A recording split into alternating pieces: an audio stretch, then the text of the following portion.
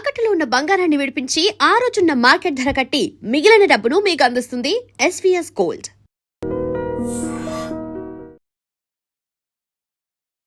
ఐడ్రీమ్ ప్రేక్షకులకు నమస్తే. నేను దేశ్రీ.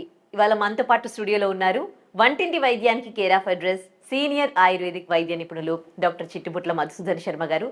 మనకి ఎన్నో అనారోగ్య సమస్యలకు సంబంధించి ఆయన వంటింటి వైద్యం చెబుతూ ఉంటారు. ఇవాళ ఆయన అడిగి కాన్స్టిపేషన్ ప్రాబ్లంకి చిట్కాలు తెలుసుకుందాం. నమస్తే సార్. నమస్తే. ఇప్పుడు అందరూ ఆహారం ఒకటే తీసుకుంటూ ఉన్నారు, ఇదే పొల్యూషన్లో ఉన్నారు, కానీ కొంతమందికి ఇట్లాంటి ప్రాబ్లమ్స్ ఎందుకు వస్తాయని? శరీర ప్రకృతిమా. సో తీసుకునే ఆహారం కూడా వాళ్ళు అలాంటి ఆహారం తీసుకున్నప్పటికీ కొంతమందికి మోషన్ ఫ్రీగా అయ్యేటువంటి పరిస్థితి ఏర్పడుతుంది. నిజంగా చాలా మంచి ప్రశ్న అడిగారమ్మా. సో ఇలాంటి వాటికి ఆయుర్వేదంలో చక్కటి ఆన్సర్ దొరుకుతుందమ్మా. అసలుకు ఆయుర్వేద వైద్య విధానంలో ప్రకృతిని గురించి చెప్తుంటారు. అంటే శరీర ప్రకృతి అంటే వాత ప్రకృతి, పిత్త ప్రకృతి, కఫ ప్రకృతి లేదా శ్లేష్మ ప్రకృతి అనేటువంటి 3 ప్రకృతులు ఆయుర్వేద వైద్య విధానంలో చెప్పబడ్డాయమ్మా. అంటే మిక్సింగ్ వల్ల కూడా కొన్ని ప్రకృతులు ఉంటాయన్నమాట. కాబట్టి ప్రతి వ్యక్తి కూడా 2 లేదా 3 ప్రకృతులతో కలిగి ఉంటాయన్నమాట. వాత పిత్త ప్రకృతి కొంతమందిలో ఉంటుంది, పిత్త కఫ ప్రకృతి కొంతమందిలో ఉంటుంది, వాత కఫ ప్రకృతి కొంతమందిలో ఉంటుంది. సో ఇలాంటి తత్వం ఉన్నటువంటి వాళ్ళు, ఇలాంటి ప్రకృతి తత్వం ఉన్నటువంటి వాళ్ళు, ముఖ్యంగా పిత్త ప్రకృతి ఉన్నటువంటి వాళ్ళలో మరి ఇలాంటి నియమాలు ఎలాంటి పాటించకపోయినప్పటికీ ఫ్రీగా మోషన్ అయిపోతుంటుంది. దీనికి పరీక్షలు కూడా ఏమి తెలియవమ్మా. మనం రక్త పరీక్ష చేయించినప్పటికీ, ఇతర ఏదైనా టెస్ట్ చేయించినప్పటికీ టెస్ట్ అన్ని నార్మల్గా ఉంటాయి, కానీ ప్రకృతిని టెస్ట్ ద్వారా గుర్తించడం కష్టం. లక్షణాల ద్వారానే మనం గమనించడానికి వీలవుతుంది, కానీ ఎక్కువ శాతము మనం ఈ యొక్క టెస్ట్ ద్వారా గమనించడమ్మా. అది ఆయుర్వేద వైద్య విధానం యొక్క ప్రత్యేకత. సో పిత్త ప్రకృతి ఉన్నటువంటి వాళ్ళకి ఏంటంటే వాళ్ళకి జస్ట్ ఆ సెన్సేషన్ వచ్చేసి మోషన్కి వెళ్ళిపోతేనే మోషన్ ఫ్రీగా అయిపోతుంది. అదే వాత ప్రకృతి ఉందనుకోండి, వాళ్ళు వాత ప్రకృతి ఉన్నటువంటి వాళ్ళు మరి టయానికి మోషన్ అవ్వదు, మోషన్ అయినా గట్టిగా అయ్యేటువంటి పరిస్థితి ఏర్పడుతుంది. అదేవిధంగా ముక్కి కూర్చోవాల్సినటువంటి పరిస్థితి ఏర్పడుతుంది. అదేవిధంగా రెండోది ఏమంటే వీటికి తోడు అలాంటి వ్యక్తులు లీన్గా ఉండేటువంటి పరిస్థితి ఉంటుంటుంది. దీనికి తోడు శరీరం కూడా సృష్టించిపోయినటువంటి పరిస్థితి ఏర్పడుతుంటుంది. నొప్పులు, కీళ్ళ నొప్పులు, కండరాల నొప్పులు, ఇలాంటి లక్షణాలు ఉంటాయి. ఇలా ప్రకృతిని బట్టి ఈ యొక్క సహజ దేహ ధర్మాలు, సహజ ధర్మాలు కూడా ఆధారపడి ఉంటాయమ్మా.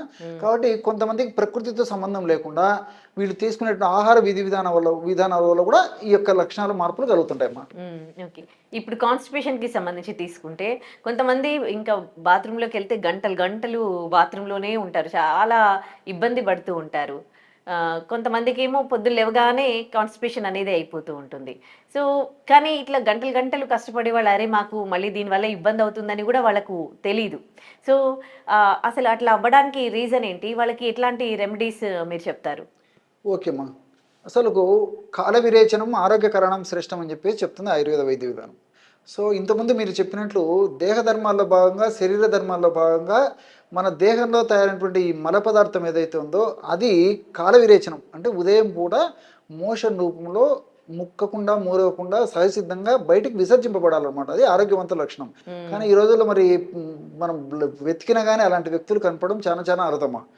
సో దీనికి 1,00,000 కారణాలు. వీళ్ళు ఏం చేస్తారంటే విపరీతంగా పొద్దున పూట నీళ్లు తాగడము, అదేవిధంగా పరిగెత్తడము, వాక్ చేయడము, తర్వాత బాత్రూంలో లెట్రిన్లో పోయిన తర్వాత ముక్కడము, మూలగడము, రకరకాల ప్రయత్నాలు చేస్తుంటారమ్మా. అయినా కదలదు, కొద్దిగా వచ్చేస్తుంది, ఆగిపోతుంది, మళ్ళీ గట్టి ప్రయత్నం చేస్తారు. దీనివల్ల కొద్దిగా మలం బయటికి విసర్జించినప్పటికీ లోపల మిగిలిపోతుంది. దీనివల్ల పైల్స్, ఫిషర్స్, ఫిస్టులాస్, హెర్నియాస్ ఇలాంటి ఎన్నో రకాల సమస్యలు వస్తుంటాయమ్మా. కాబట్టి అంటే సహజ సిద్ధమైనటువంటి ధర్మము దేహ సహజమైనటువంటి ప్రక్రియలే కాబట్టి సహజంగానే రావాలమ్మా. సో అలా రావాలంటే మరి ఆహార పరంగా ఫైబర్ ఫుడ్ బాగా తీసుకోవాలి, నీళ్లు బాగా తాగుతుండాలి. ఇంతకుముందే నేను చెప్పినట్టు వేళకు ఆహారం భుజిస్తుండాలి, టయానికి రెస్ట్ తీసుకుంటుండాలి. ఇలాంటి చిన్న జాగ్రత్తలు తీసుకోవడం వల్ల ఎక్కువ శాతం మందిలో సహజసిద్ధంగానే మోషన్ వచ్చేటువంటి పరిస్థితి ఏర్పడుతుందమ్మా. కొంతమంది జీన్స్ పరంగా కూడా ఇట్లాంటి కాన్స్టిపేషన్ ప్రాబ్లం ఉంటుందా సార్? ఎస్ అమ్మా. కొంతమందిలో వీళ్ళు ఎన్ని జాగ్రత్తలు తీసుకున్నప్పటికీ పాపం విపరీతంగా ఫైబర్ ఫుడ్ తీసుకుంటుంటారు, నీళ్ళు ఎక్కువ తాగుతుంటారు, ఫ్రూట్స్ తీసుకుంటుంటారు. అదేవిధంగా మరి న్యాచురల్గా దొరికేటువంటి chia seeds, dry nuts, dry fruits ఇవి తీసుకుంటుంటారు. ఎన్ని చేసినప్పటికీ, ఎన్ని జాగ్రత్తలు తీసుకున్నప్పటికీ ప్రేవులలో చర్ణశక్తి సరిగ్గా లేకపోవడం చేత ప్రేవుల్లో కొన్ని రకాల ఎంజైమ్స్ మరి జెనెటిక్గానే ఎంజైమ్స్ ఉత్పత్తులు హెచ్చుతగ్గులు కావడం చేత ప్రేవుల కదలికలు ఆశించిన స్థాయిలో ఉండకపోవడం చేత మలం గట్టిపడేసేసి వాళ్ళకు జరుగుతుంటుందమ్మా. కొద్ది శాతం మందిలో మాత్రం అది కూడా ఉంటుంది. అలాంటి వాళ్ళు తప్పని పరిస్థితులు మరి మెడిసిన్ కూడా వాడుకోవడం మంచిదమ్మా. ఓకే. అంటే మీరు చెప్పే రెమెడీ ఏంటి ఇలాంటి వాళ్ళకి? సో సింపుల్ రెమెడీ చెప్తాను చూడమ్మా. చిన్న పిల్లల నుంచి పెద్దల వరకు వాడుకోదగ్గ స్వీట్ రెమెడీ అని చెప్తా. బాగా తీయగా ఉంటుంది, టేస్టీగా ఉంటుంది. ఎక్కువ రోజులు వాడినప్పటికీ ఇంకా ఆ యొక్క ఆహార పదార్థం లాగా ఉండేటువంటి పదార్థాన్ని తీసుకోవాలనేటువంటి ఆ యొక్క క్రేవింగ్ అనేటువంటి మెడిసిన్ కూడా చెప్తాను చూడండి మా. సో ఇప్పుడు చెప్పబోయేది కూడా ఇంచుమించు మీకు అందరికీ తెలిసే ఉంటుంది. ఆ ఫార్ములా ఎట్లా తయారు చేసుకోవాలో చెప్తాను చూడండి. త్రిఫల చూర్ణం అమ్మా. త్రిఫల చూర్ణం దొరుకుతుంది ఆయుర్వేదం మనకు షాప్లో దొరుకుతుంది. మంచి కంపెనీ వాళ్ళు, స్టాండర్డ్ కంపెనీ వాళ్ళు మనకు తయారు చేసేటువంటి త్రిఫల చూర్ణాన్ని ఒక 100 గ్రాములు తెచ్చుకోవాలమ్మా. ఆ 100 గ్రాముల త్రిఫల చూర్ణంలో 50 గ్రామ్స్ ఈ యొక్క కిస్మిస్ వేసేయాలి. 50 గ్రామ్స్ కిస్మిస్, 50 గ్రామ్స్ బెల్లం. బెల్లం మన ఇంట్లో బెల్లం పొడి కూడా మనకు మార్కెట్లో దొరుకుతుందమ్మా.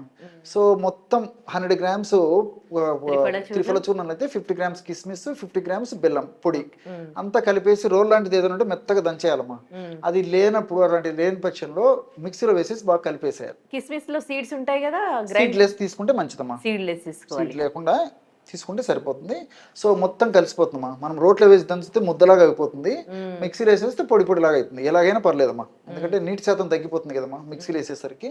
సో ఎలాగైనా పర్లేదు. ఆ విధంగా తయారు చేసుకున్న పదార్థాన్ని ఒక గాసీసాలో నిల్వ ఉంచుకొని రోజు రాత్రి పూట 1/2 టీ స్పూన్ యొక్క పౌడర్ని ఒక 50 లేదా 100 ml నీళ్ళలో కలిపేసి తాగుతున్నారు. లేకపోతే గోరువెచ్చని పాలలో కలిపి కూడా తీసుకోవచ్చమ్మా.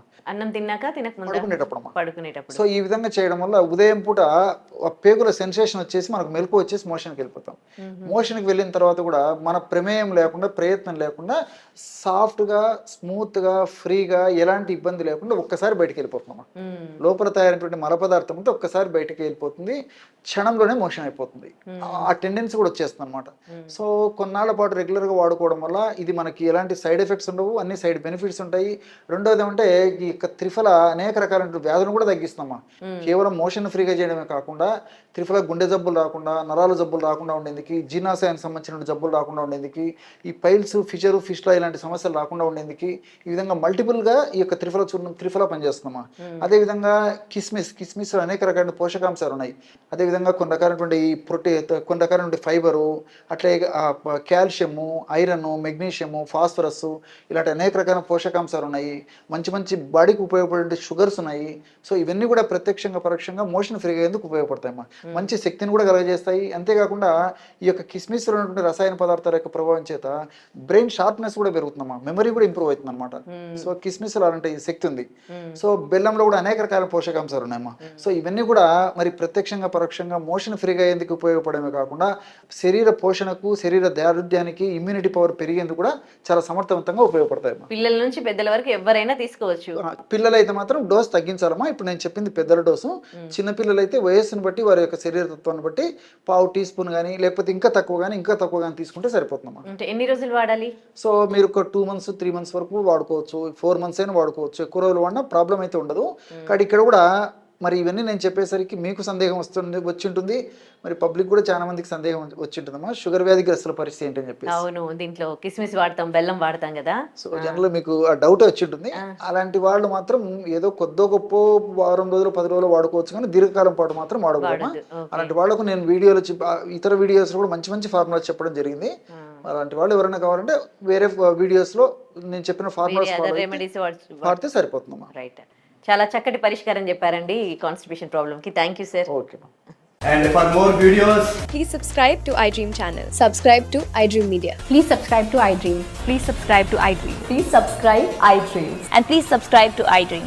For more videos, subscribe to iDream. please like, share and subscribe to the channel. Congratulations, iDream. Subscribe to iDream. Subscribe to iDream. So subscribe to iDream Media. iDream ki iDream team andarki huge congratulations. Please subscribe iDream Media. Please subscribe to iDream. Subscribe iDream. Please subscribe to iDream.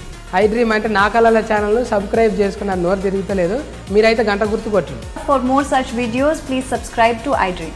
Subscribe to iDream. Please subscribe to iDream. Please subscribe iDream Media. Please do subscribe to iDream. Please subscribe to iDream Media. For best entertainment and information, please subscribe iDream. And don't forget to subscribe to iDream.